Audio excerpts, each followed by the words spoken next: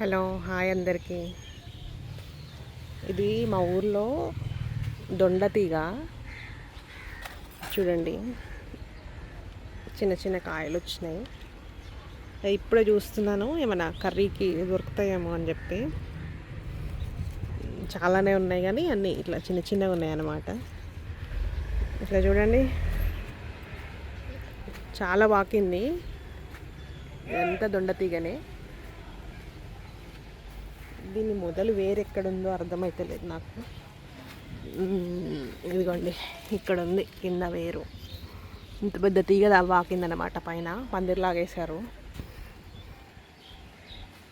చిన్నప్పుడు నేను దొండకాయలు ఎవరో చెప్పారన్నమాట, దొండకాయలు తింటే మతిమరుపు వస్తుంది, చదువు రాదని చెప్పి.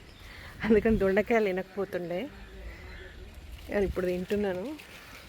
ఇదండి, ఇక్కడ చూడండి, చాలా పెద్ద కాయింది ఇక్కడ.